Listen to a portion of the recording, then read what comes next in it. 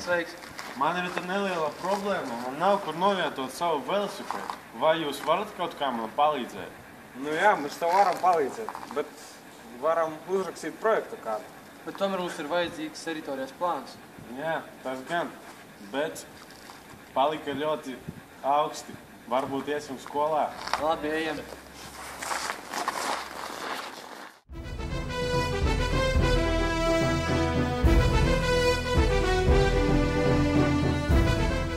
Lūk, mums ir šīs teritorijas plāns, un šajā teritorijā mums vajag ievietot velonovietni, kuras laukums būs 200 kvadrātmetru.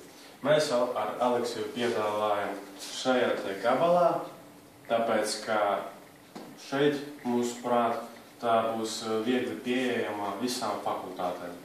Un plus zemes plāns gandrīz netiks mainīts. Mēs piedāvājam sadalīt šo teritoriju divās daļās.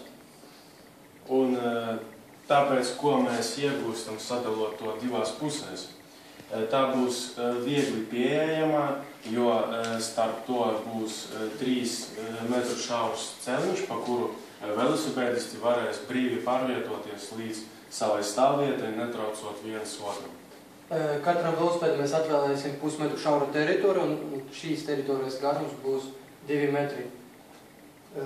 Šajā stāvvietā varēs viegli novietot 200 velosipēdus. Galu galā mēs iegūstam tātad 2 teritorijas, kuru garums būs 50 metri, šaurums katra gabala būs pa 2 metri, un starp to būs 3 metru šaurs ceļš. Kas saistīts ar drošību? Vai manu velosipēdu nenozags? Runājot par drošību un ērtību. No visām pusēm teritorija būs nožogota. Stāvvieta atradīsies pretī ekas lodam, tāpēc visi velosipēdi būs redzeslokā. Ņemot vērā velostāvvietas noslogojumu ziemā, var redzēt, ka augstākajos gadalaikos velosipēdu skaits samazinās.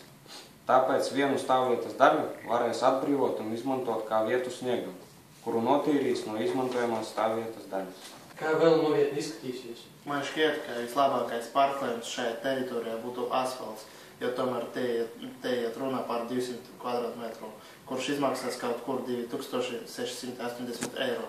Kāpēc tieši asfalts? Mēs izvēlējamies šo parkojumu, tāpēc, ka tos var izturēt gan salu, gan karstumu, un ziemas laikā asfalts ir viegli tīrams. Šī teritorija būs apžogota un tiks uzbūvēta ar skatu uz parku. Visas sienas garumā būs stends ar nelielu jumtiņu un apgaismojumu, kurš kalpos par reklāmas un mākslas stendu.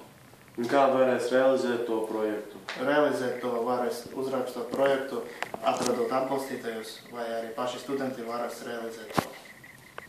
Paldies par sadarbību. Tas tiešām ir ļoti labs risināšanas variants. Paldies par uzmanību. Mūs gaida lieli darbi!